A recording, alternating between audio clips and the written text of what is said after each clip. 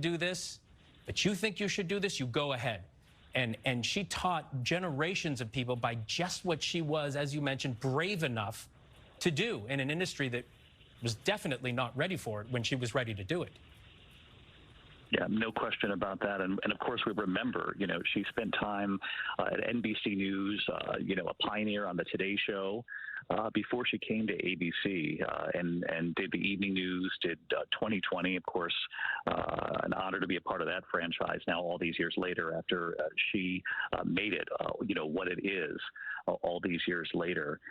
And to your point, Phil, I think that speaks to an age in television, when she was eager and hungry and hungrier than the men who were in the business to get the job done. And I think that, from some of the assignments that were given to her early on, you mentioned some of those from the silly assignments. I'm sure that what she taught us all these years later, men and women in the industry, is sure, I'll take that assignment, but I'm also going to do the vital work, the important work that we do every single day. I'll do what you're asking me, but I'm going to go after the newsmakers too. And that's what Barbara Walters did. She used the assignments that they were willing to give her in the beginning to get her foot in the door, and then she just blazed that path by going after every single newsmaker she wanted to sit across from. And, Barbara Walters landed all of those major interviews for so many years. And for all of that, I think that we not only owe her a debt of gratitude for setting an example for the rest of us, but just think of all of the news and information that she brought to us all of those years, because she just never gave up. And I remember I have this photograph I still carried around, on my phone of, Barbara turning the corner, walking, down to the World News Tonight newsroom on the second floor there on the Upper West Side of Manhattan. Very late in her career, right before she retired, ready to file another piece on World News. I mean, that spoke to her, just her devotion to this field that she, not only conquered, but then defined for many, many years across, NBC, and then, of course, many, many years at ABC. And we now broadcast out of the Barbara Walters building there on 66th Street. And I remember the day it was named in her honor after her storied career. And I know that not only those of us in journalism and in the broadcasting industry, but people across the country who grew up for many, many decades watching Barbara Walters and her interviews and who would she name the most fascinating person of the year? What would she get them to say? How will she make news tonight? Those were the questions America asked, and we all learned from her in that way too. Yeah, it was television that everybody in the nation had to watch, because they know they were going to see an extraordinary conversation conducted by an extraordinary journalist. She was going to ask questions that you knew were going to be uncomfortable for the person to answer. I'm sitting here thinking about her characteristics and her and words that describe her, David. We talked about bravery. She was determined at the beginning of her career, and throughout it, she persevered. You've been here almost 20 years. I know you're talking about that moment when she turned the corner, but do you want to share any particular moment that you shared with Barbara over the years? Well, particularly in the end of her career, I will say, her grace and her gratitude. I think that Barbara recognized in the end, and you heard that clip there that you played not long ago, her farewell on The View. It is hard not to recognize the impact you've had when so many revered women journalists are standing in that one studio, to thank you for the opportunities and for paving the way for them. And I think that she recognized that in the very end, the impact that she had. And I mentioned that moment coming down the hallway because it had an impact on me, but it had an impact on all of us who were in the newsroom that day. Her willingness to come file another report for the evening news after all of those years in the industry. She didn't have to do that, but she did it because she loved what she did. She knew it had impact, and she knew the importance of what it is that we all set out to do. We, to varying degrees, might have success from night to night, but always sort of aim higher. And she was one of those people who did exactly the same thing, and for so long, and in a time that was not welcoming, and particularly in the very beginning, and to keep coming in no matter what. I just have always, had the most profound respect for her, knowing what she was up against and the fact that she just did not give up. And in the end, defined a craft and an industry for the rest of us. Well, 93 years old, and an extraordinarily long and incredible life. Not to mention what she did in her career when her book came out. So many people in my life read it, specifically women in my life, and said, "Wow, this is so remarkable. Look at everything she's done." But you're right, Barbara Walters, the power of Barbara Walters, the grandeur of who she was and what she did in this business, goes beyond smashing a glass ceiling for women in this business, but decades and decades of journalists, both men and women, held Barbara to this standard and watched what she did, how she asked questions, and kind of modeled their styles after her, right?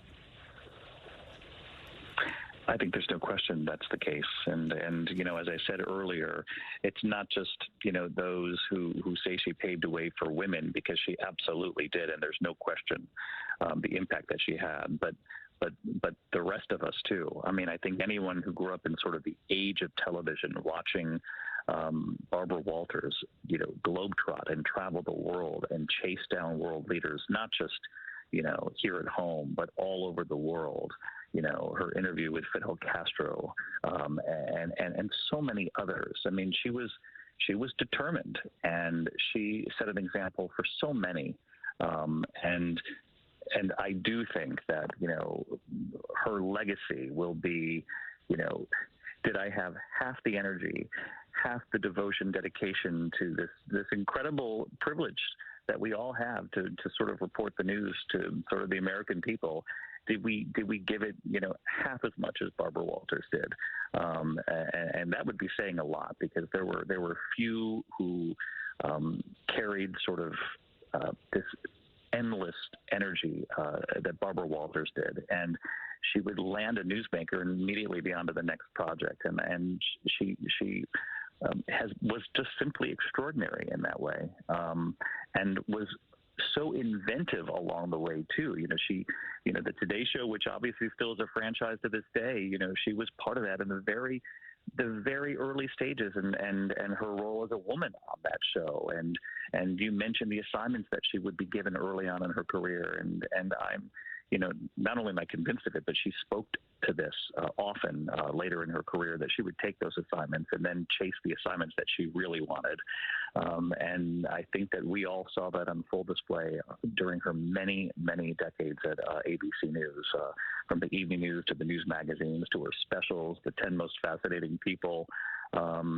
She was an icon, and she defined so much about this industry, and certainly an era in American television that goes beyond just, broadcast news. And so I just hope that everybody thinks about Barbara as we mark a new chapter and a new year, and perhaps an interview or a moment or a newsmaker that she was successful in getting to answer a question that we all want answered, and raise a glass to Barbara Walters, if we will.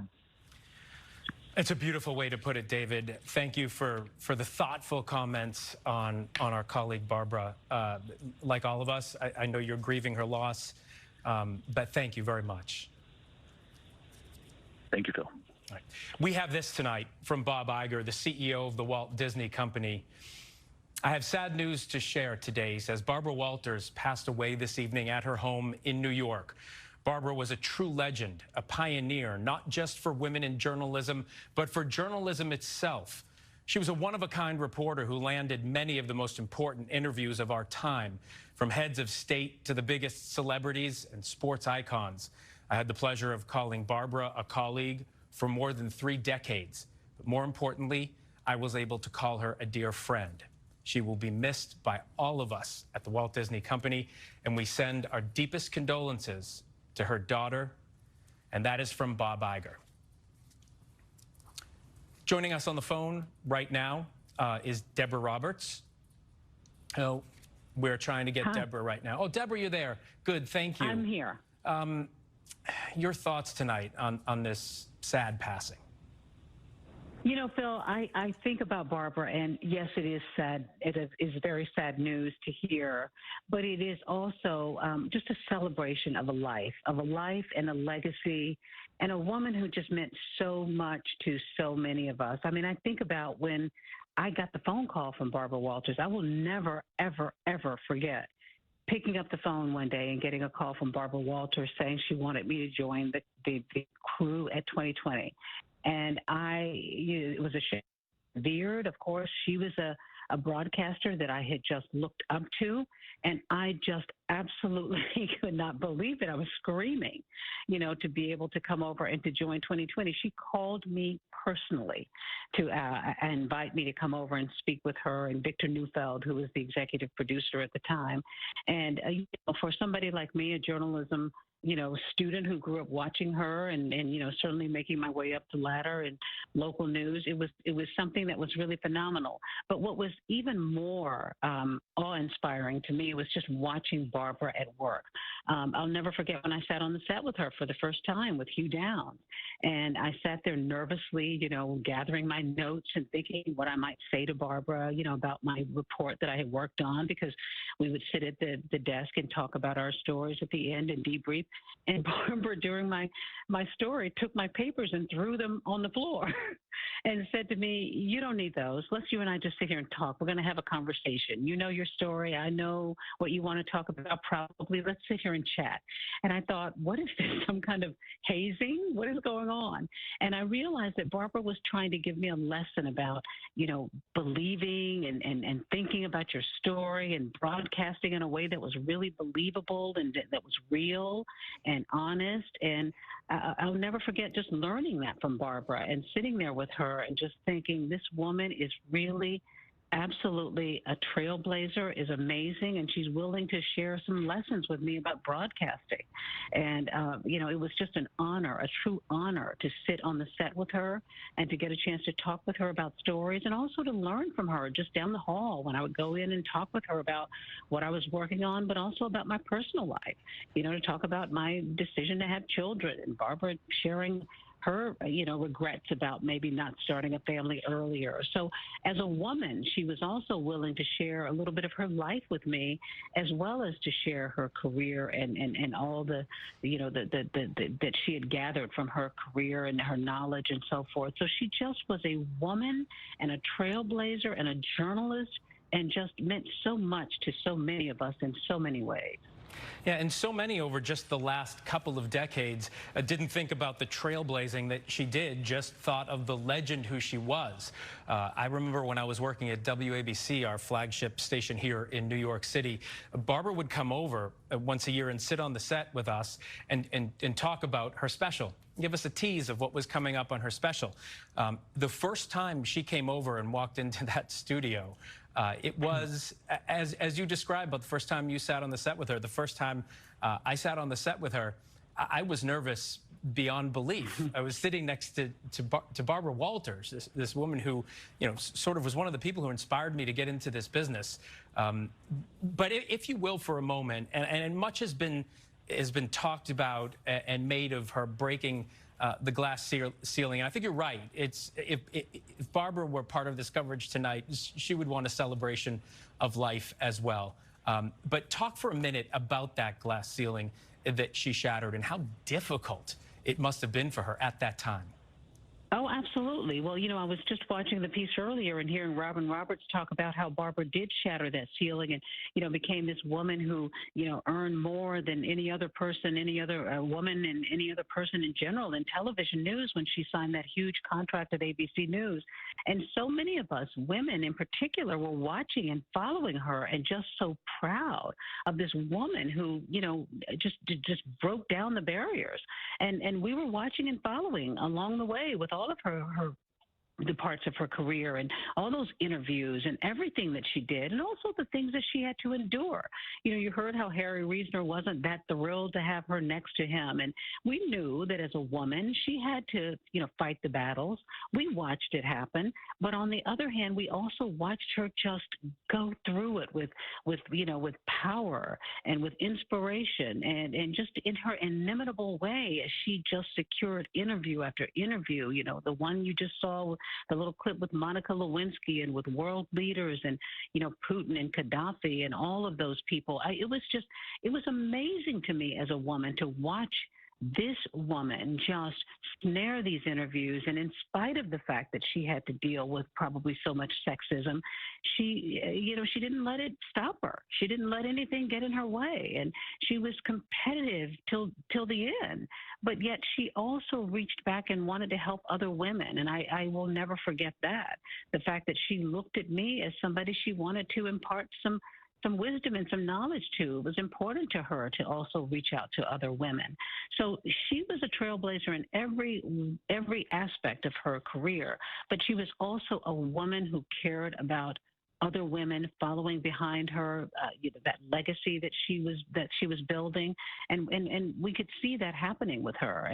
And I just still to this day just count it as just such a blessing and an honor that I had an opportunity to sit on the set with her, to sit down the hall from her in an office just, right within view of hers, and to get a chance to see her, walk through the hallway, to talk with her, and to count her as a colleague as well as, a friend and somebody who I looked up to. So Barbara just set the standard. She was the bar. I remember Oprah talking on her program about how she mimicked Barbara with her, hairbrush, I guess it was, maybe pretending to be Barbara Walters.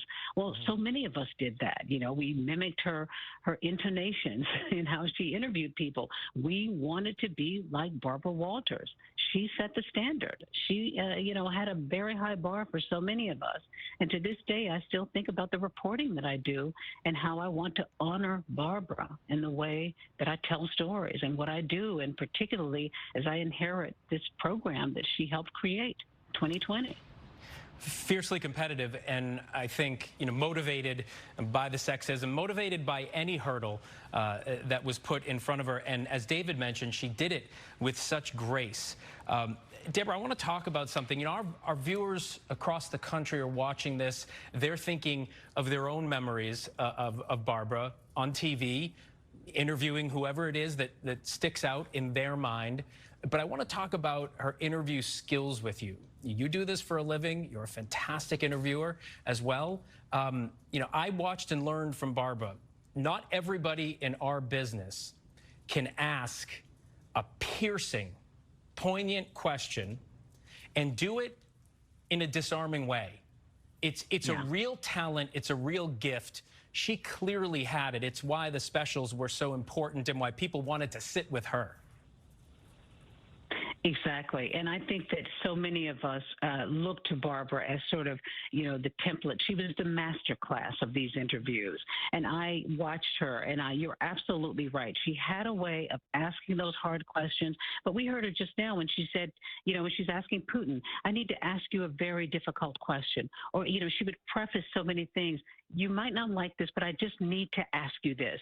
And I have to tell you, to this day, I think about Barbara when I compose some of my questions, when I have hard questions that I have to ask people. And I preface it sometimes very much like Barbara did.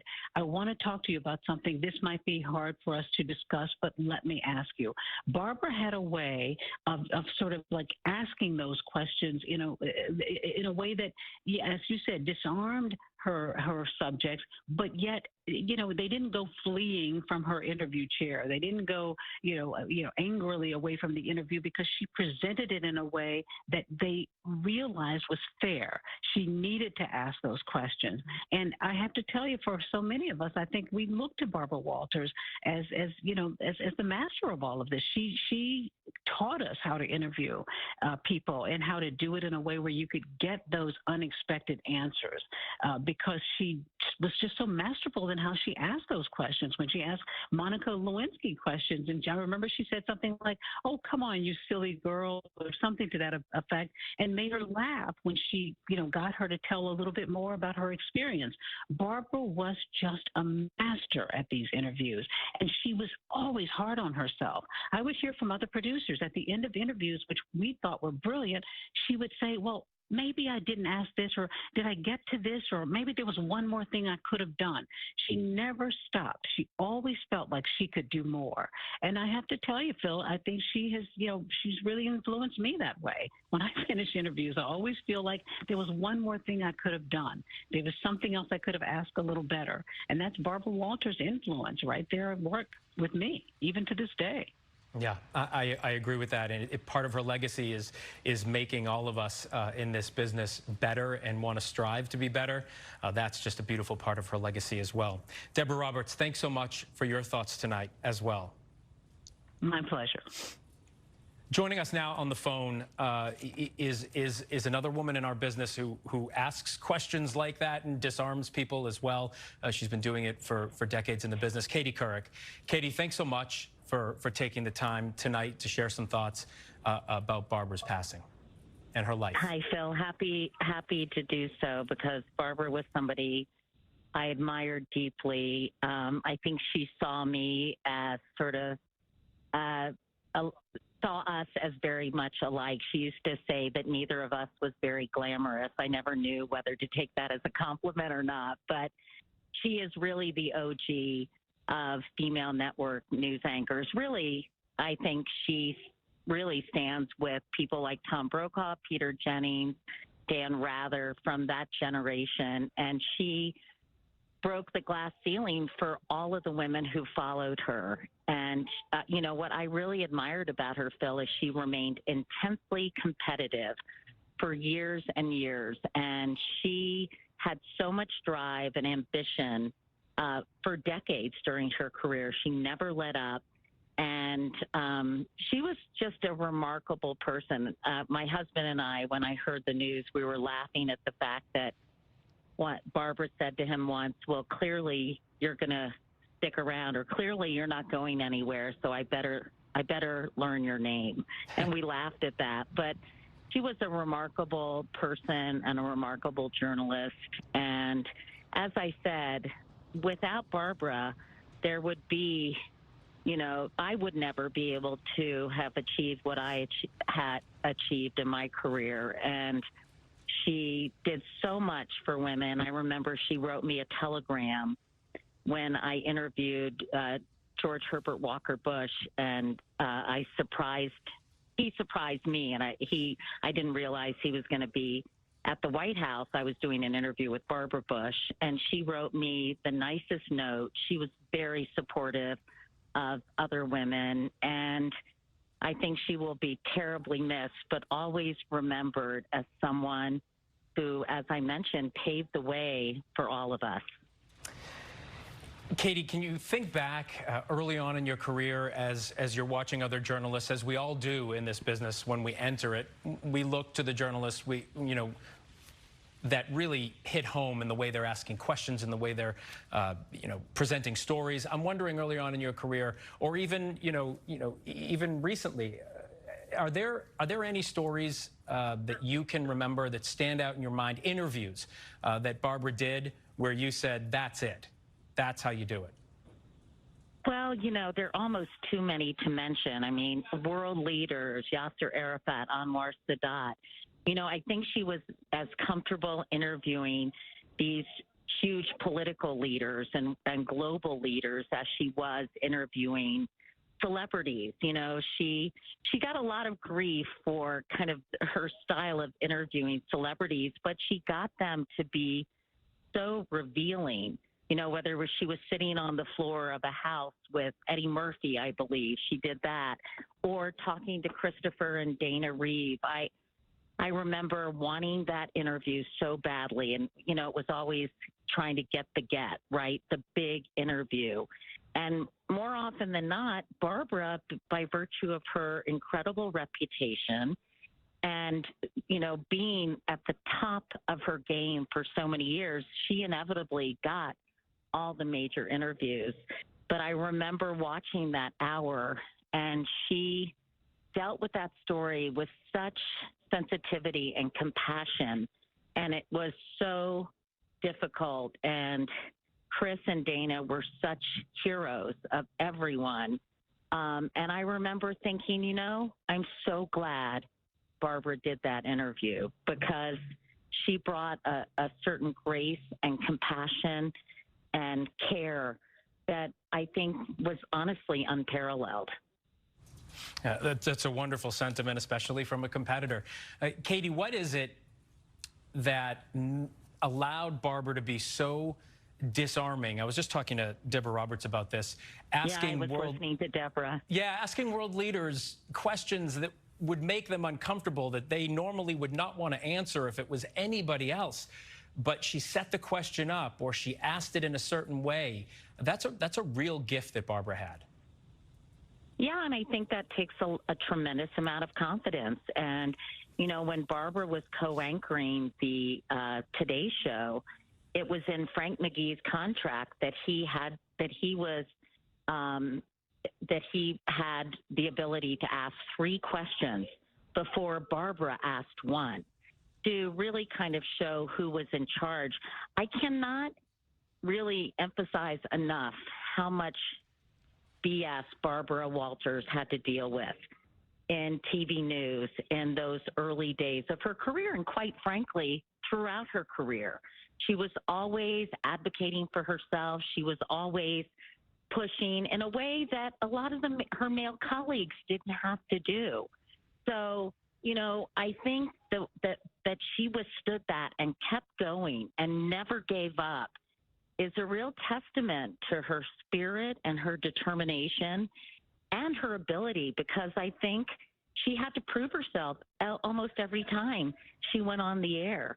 And I think the fact that she was almost fearless and guileless with her questions, and I think that was part of her skill, that she would disarm people. And, you know, she was sort of like a velvet hammer when she would interview people. I don't think they expected some of her questions that probably took them by surprise, but I think that was part of her skill, and that's why I think she was able to get really wonderful answers from people that many of her fellow journalists just could not solicit.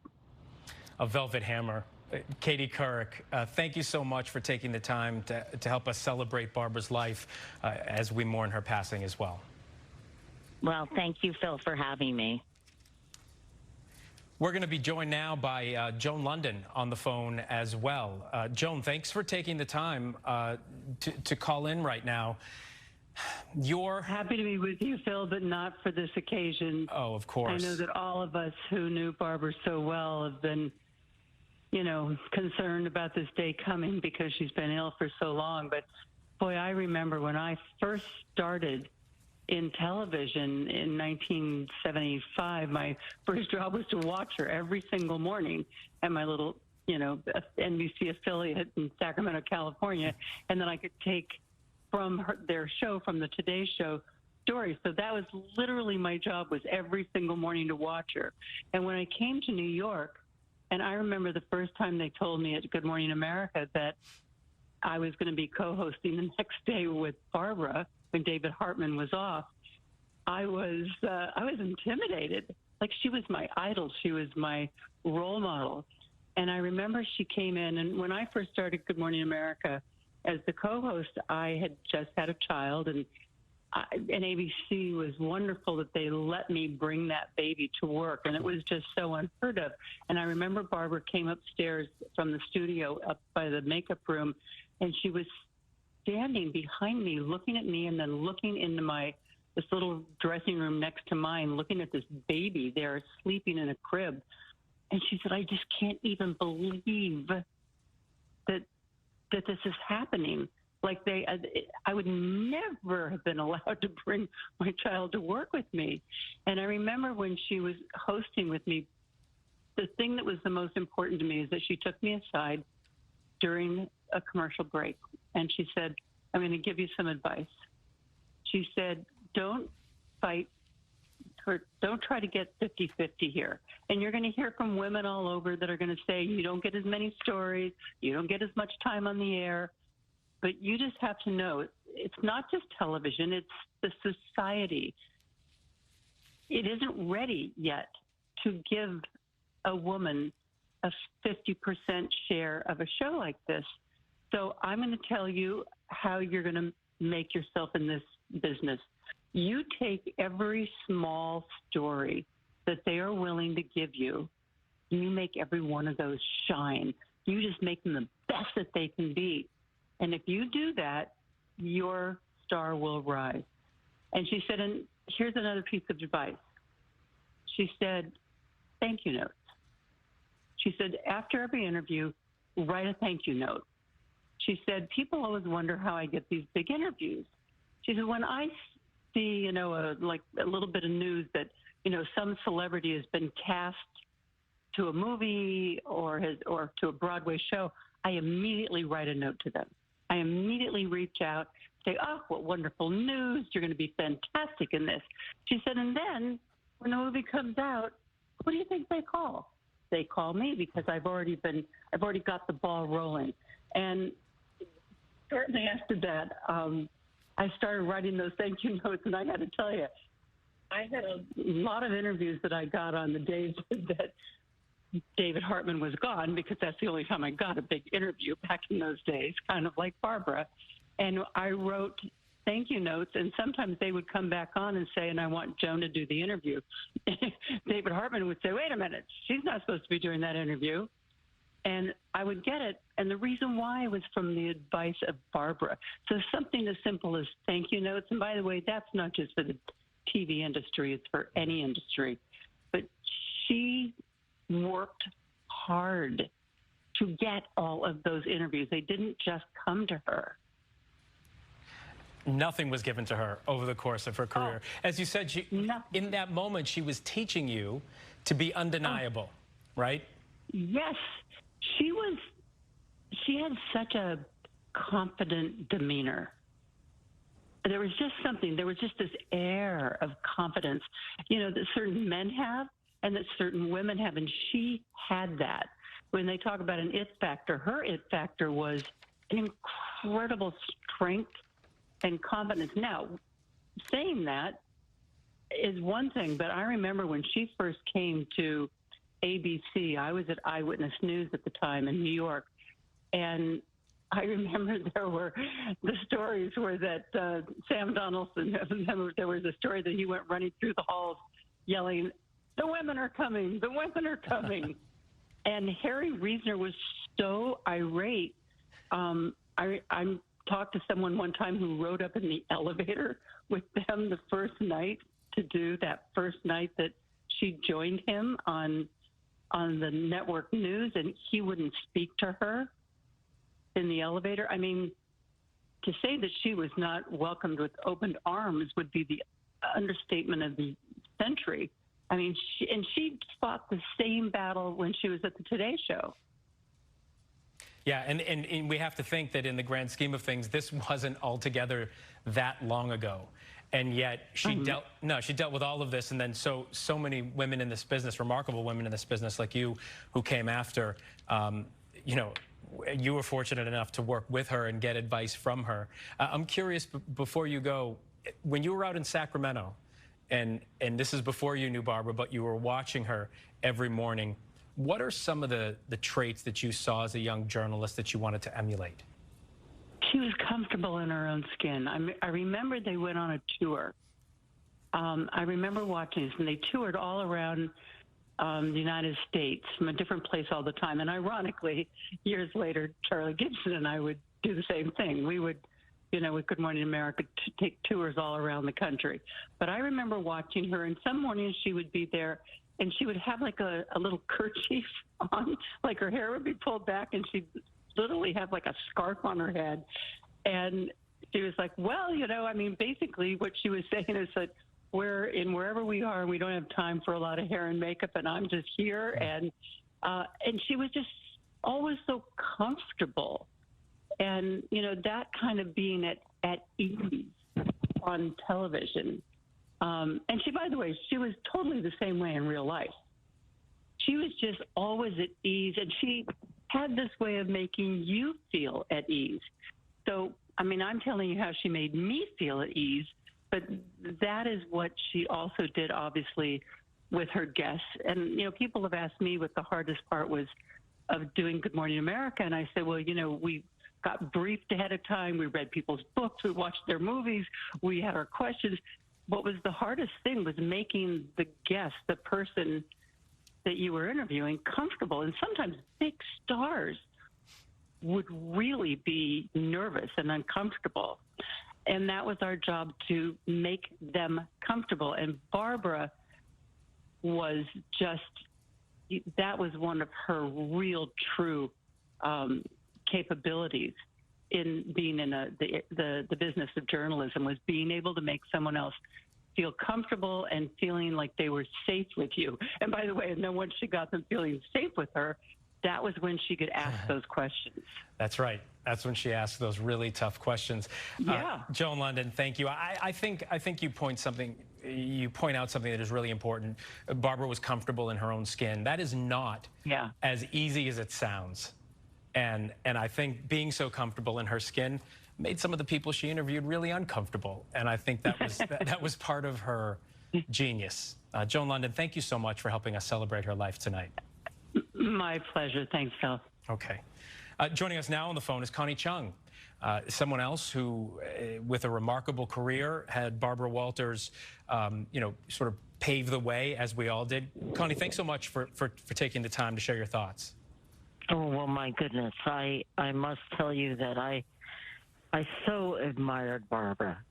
She was indefatigable. I first met her in 1969. I was working at a local station in Washington, D.C., and I wanted to interview her, so she agreed to meet me, and she picked me up in her limousine at the southwest gate of the White House. I met her there. I hopped in, and I kind of gave her an idea of what the interview was about, and it was something stupid, but she agreed to do it, and she scheduled it with me. Later, when I went on to CBS News,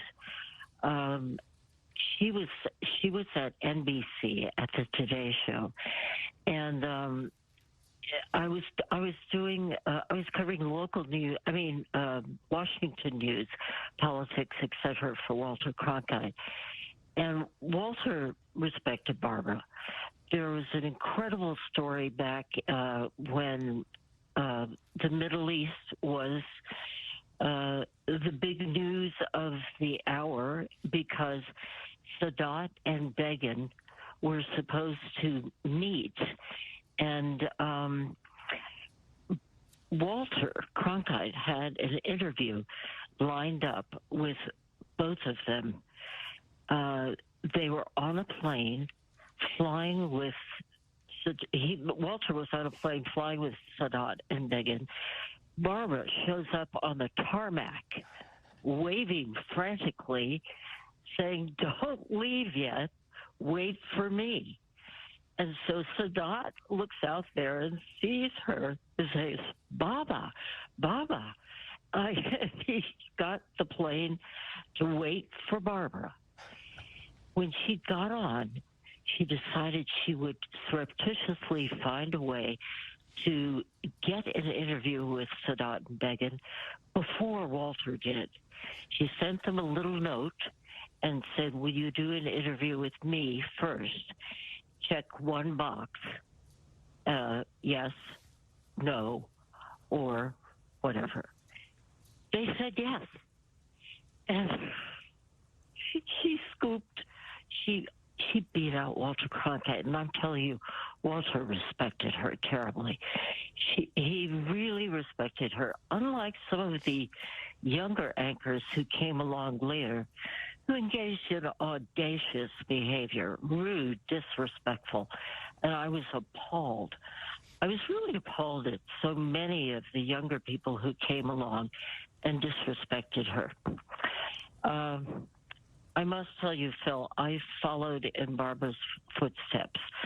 As you know, when she was named co-anchor with Harry Reeser, he despised her. And then 20 years later, Barbara was the first woman to co-anchor the evening news. It was the ABC News, of course. And I was the second. It was 20 years later, and I, too, was not quite welcome by my co-anchor. And when I was dumped after 2 years, as she was dumped after 2 years, only Barbara Walters could console me because she knew exactly how it felt. I also followed in her footsteps when we both forgot to have a baby. So Barbara adopted a baby, and I adopted a baby. So anyone who hasn't followed in her footsteps more than I have. She also, one other thing, Barbara basically supported her family. Her father was a nightclub owner, and it crashed, and she was the sole support of her mother and her father and her sister, who had a disability. And I was the sole support of my parents as well. So we both felt that we needed to have a job. And we did what we had to do. Barbara was an amazing, incredible woman. She was competitive as heck. And yet, when I was competing against her, she would send me a note saying, "You did a great job. I'm glad you got it." And she would send me these Barbaragrams, these lovely letters. Then I came to ABC to work with her. And believe me, her competitiveness was very clear to me. I saw her MO, and she scared the bejesus out of me. I would not compete with Barbara because Barbara, was the winner, always. I remember one time she, I know what it was. When I was dumped at CBS, she called me immediately, just the way Joan London was saying. She called me immediately, and she set her sights on getting the first interview with me after I had been sitting fallow. And, of course, I gave it to Barbara. Who else? She would send letters and notes and faxes and call. She would call. She knew exactly how to get an interview with anybody and everybody. That Walter Cronkite story you told is so great. There was so much to respect about Barbara Walters, but in this business, nothing makes you respect someone more than someone beating you on a story, and even being able to beat Walter Cronkite. Connie Chung, thank you so much for calling in and helping us remember and celebrate Barbara tonight. All right. I'll miss her terribly, Phil. So many people do this evening. Connie, thank you. Thank you.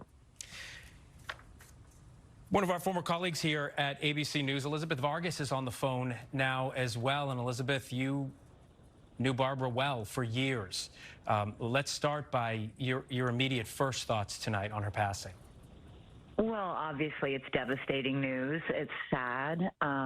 She lived an incredible life.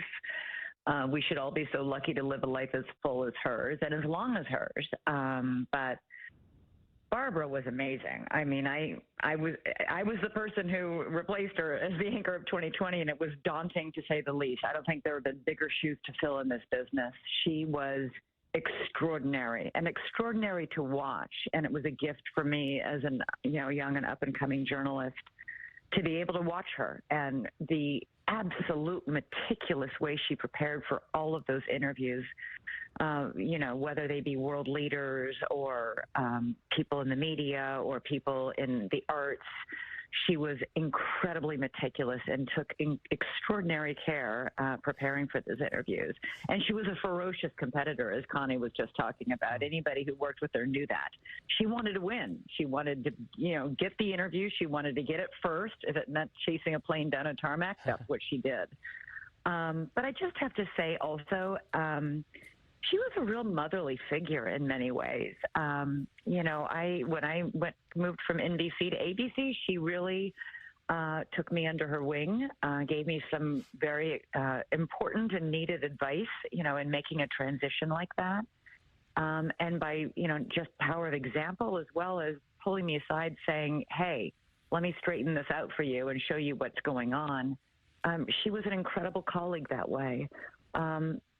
Every single woman in television news, we all owe her an enormous debt of gratitude for helping to shatter that glass ceiling and blaze a trail that we have all followed. It doesn't mean it was all easy for everybody who came after. You heard Connie had a lot of those same battles as well. Women today still face some of the same battles and pressures of being in this business that she faced. But none of us would have had the chance to do it as early as we did if she had not gone first. And, as hard as this business may be in many ways on women, I think in particular, she was the first person, and I think it was hardest for her. So it makes all of her accomplishments, all of her feats, all of her generosity as a colleague, all of her leadership in a newsroom and on a show even more extraordinary. You talk about her being a motherly figure. A woman like Barbara, who had the career that she had and did what she did, trailblazing, to turn around and to give you the advice she gave you, even as you were stepping up and taking her position, to give you that advice, and we hear it from everybody who's talked to us tonight, that she wanted to reach back and help.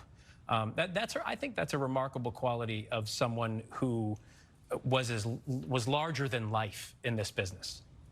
Well, it's reaching back behind you and helping the women coming up behind you is what makes people remember you. I mean, those are the truly great people, I think. And don't get me wrong, she was tough. I mean, she would tell me when, I think 2020, you guys need to do this more or do that more. What are you doing that for? She did not hold back. But during, a very brief, sort of difficult period of time that I had at ABC, she was the one person who pulled me aside and said, I think you need to know what's happening here. Let me fill you in, and did. And that was extraordinary.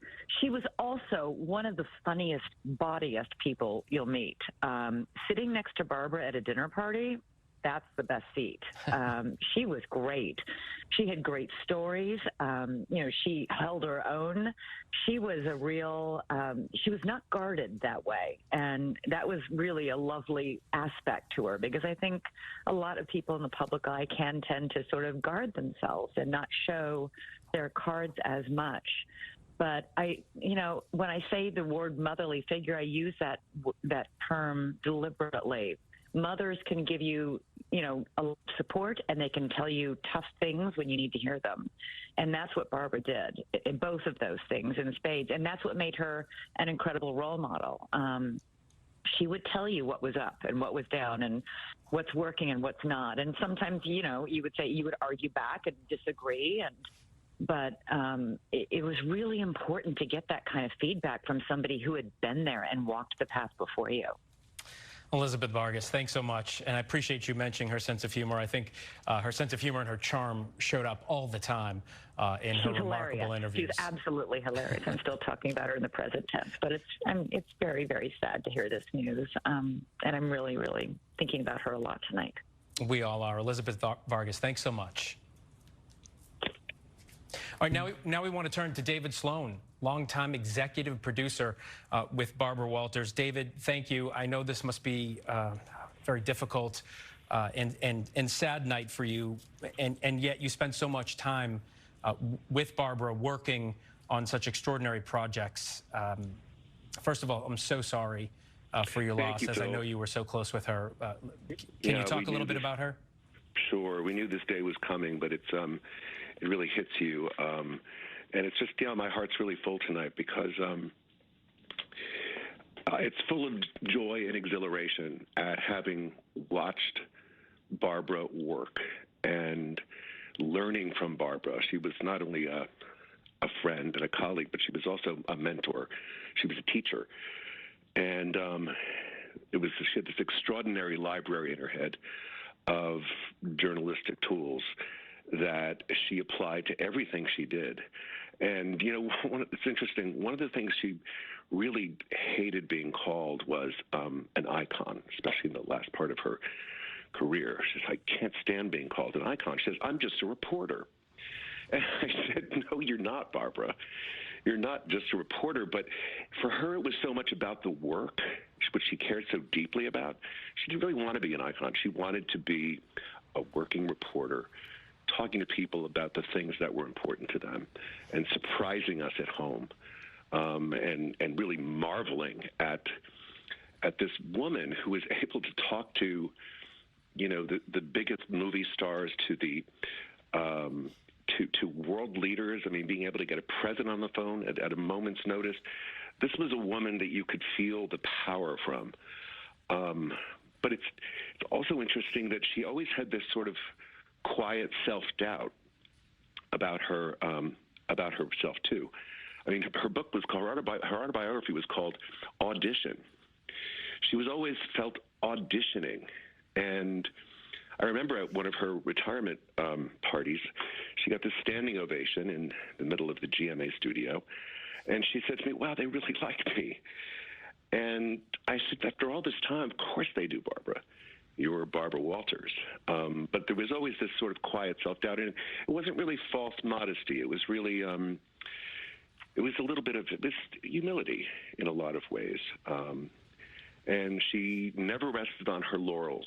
Every interview she did was from scratch, almost as if she had never done it before, which gave her this sense of wonder about the work that she brought with interviews.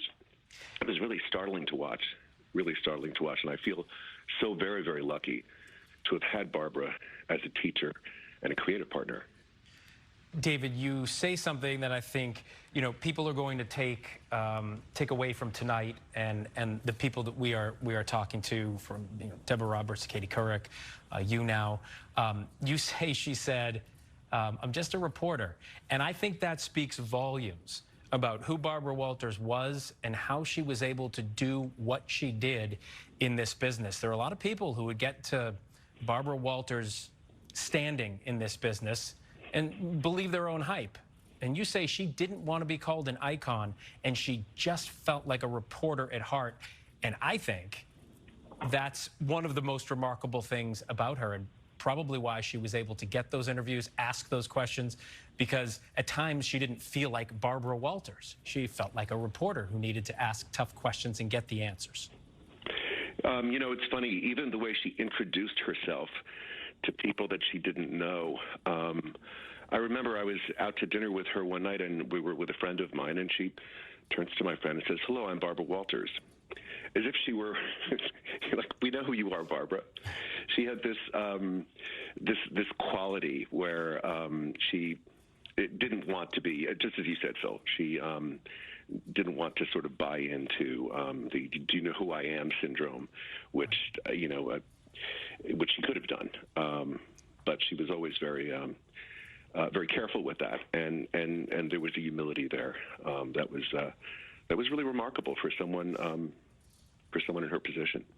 David, you worked on so many incredible stories, incredible interviews with Barbara, and I could ask you, give me a memory of the most incredible interview you were able to take part with her. But I want to ask you about her work ethic. There's been a lot said tonight about how fiercely competitive she was, and she needed to be for more than one reason in this business, especially at the time she was coming up in it, and how she was able to blaze a trail and break a glass ceiling. But talk a bit about her work ethic as she geared up to do one of these interviews. Well, everything was a D-Day landing. Every interview was done with a precision, with about 50 index cards that she would write and rewrite and reorder. And we would always be called into her office to do a question session where we would go over them again and we would reorder them. And it was very easy to structure a Barbara Walters piece as you put it on television because the structure was in the questions. Everything was very, very precise. But, I'm glad you asked this question, Phil, because in her study, in her apartment, she had a needlepoint pillow, and it said, "Once upon a time when there was time." Because this woman was always just so busy, 24/7. And I think the one thing she would have liked to have done in her life is probably had more personal time, had more time with family and friends. But work had a primacy for her. And I always remember the needlepoint pillow, once upon a time when there was time, because time was important to her, but it was always well spent, every single second budgeted for. And that's what made her so good. So prepared. So prepared. Thank you for that, David. It's really nice to know about that pillow. We got the image of her. I always think of it. Sorry? I always think of it. Yep. Yeah, we got the image of her running down a runway after Sadat, and now the pillow in her office. Right. It's great. I'm curious, some of the things you learned by being her executive producer, working with her. Well, that's a hard question to answer because there are so many. But I think I mentioned earlier, never rest on your laurels. Always treat each new assignment like you've never done it before. Bring to it that freshness and originality, and bring to it the work ethic as if this were your first job and you wanted to impress someone on your first day of work.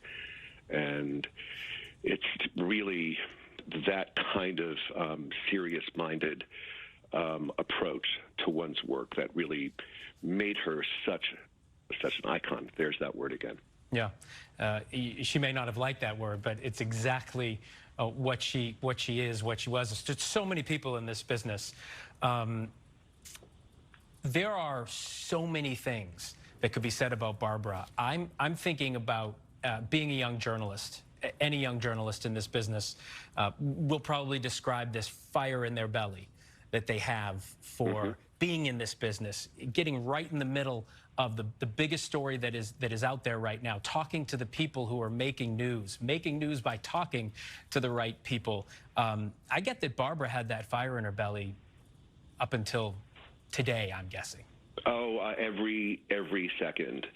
Didn't flinch from an assignment. She was always game, really, to do anything, and would plane jump. It was quite extraordinary. It was very. It was just an automatic response, and that's the kind of professional she was. It was really. It was a pleasure to watch, and it was sometimes terrifying to some of the things that she did, going out on limbs in interviews.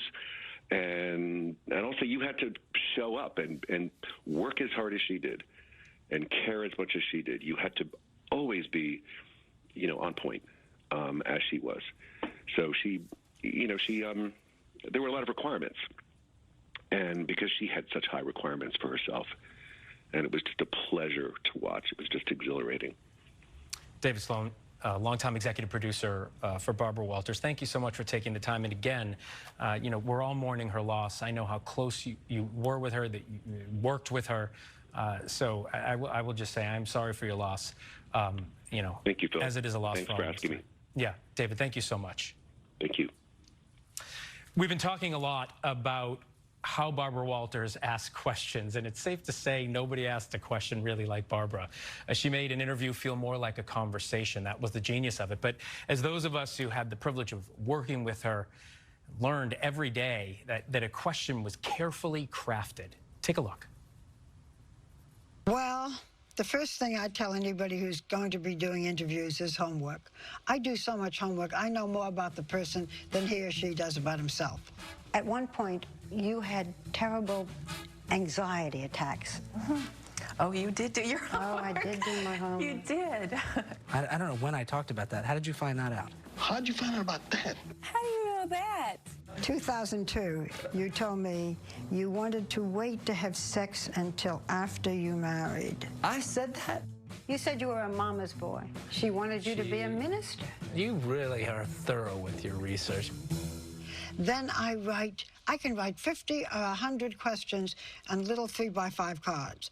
I put them in order. Then I throw some away. Then I put others in. Then if anybody comes in, if you've come in to deliver the soup, I say, do you, by the way, have any questions that you'd like to ask so-and-so? And I'm not kidding. Most politicians try to dodge questions. You have to push. You will hear me ask the question again and again. Okay, here it comes. When will you, if you do, decide whether or not you're going to run for president? Well, it's such a difficult decision, and it's one that I am not going to rush into. Will you consider running for president in 2016? Well, that would be fascinating to me as well as everyone else. I have to push for the answer about whether or not you might run for president. I'm flattered that people are talking about, but I haven't made up my mind. You really haven't? I really have not. What would it take to convince you to run? And You know, that's all hypothetical. Does your husband want you to run? He is very respectful. He knows that this is... But he does want you to run. Well, he wants me to do what I think is right. I can spend hours, days, changing the order of questions. But here's the important thing. You gotta know your questions so you can throw them all away if you have to. I tried to ask questions that people are not asked all the time, that make them think, that tell me something I haven't heard before. What do you think is the biggest misconception about you? That I'm flaky. But I am a little flaky. Yeah.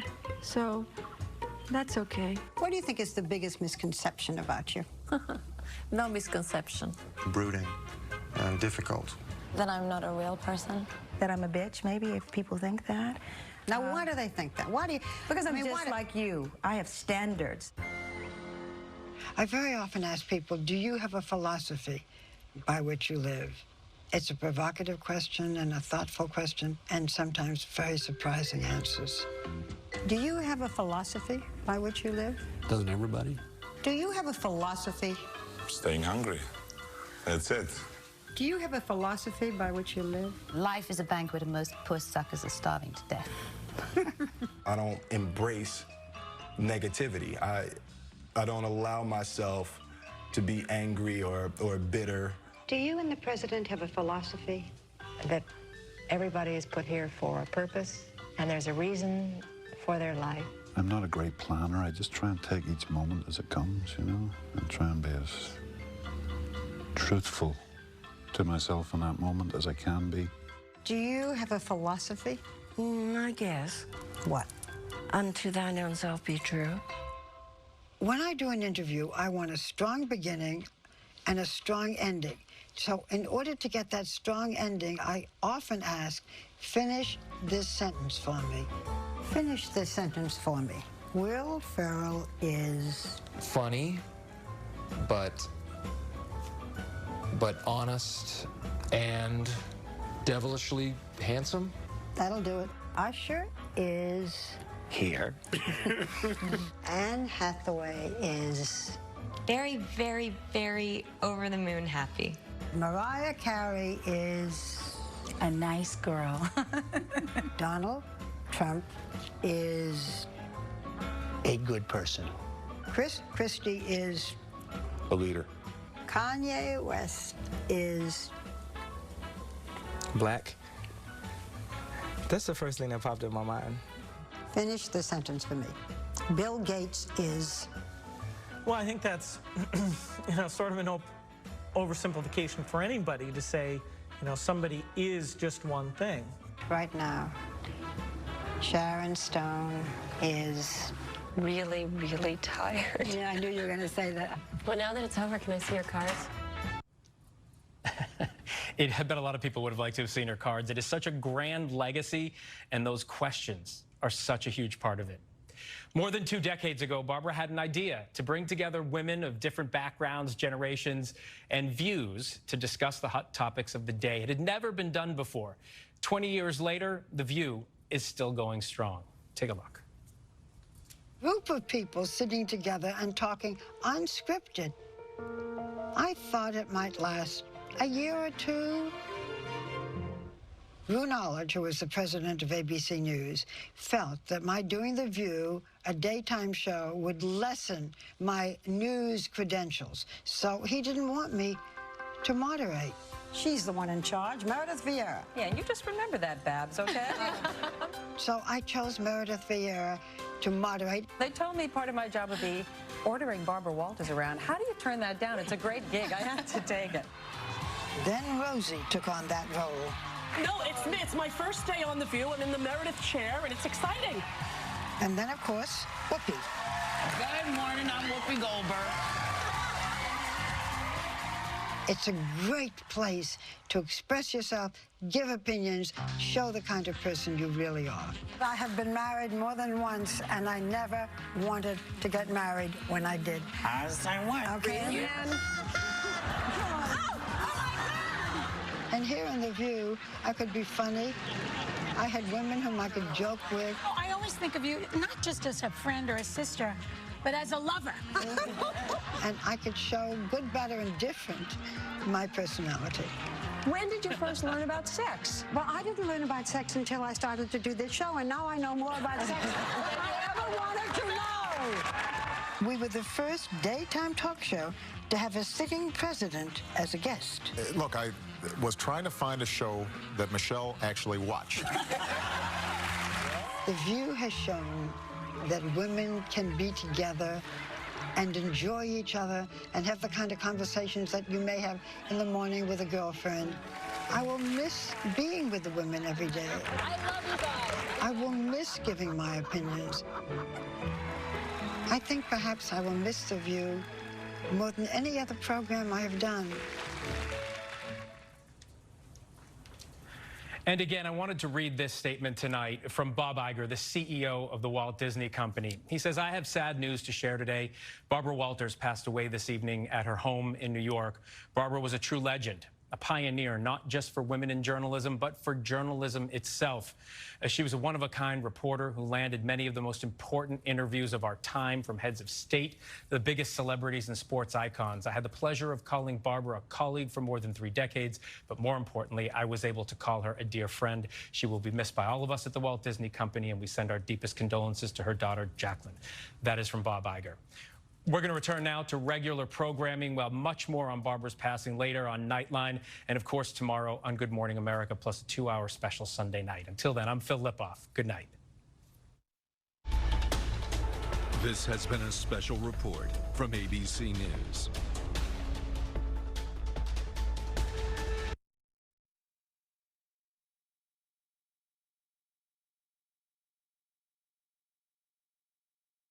Never stop.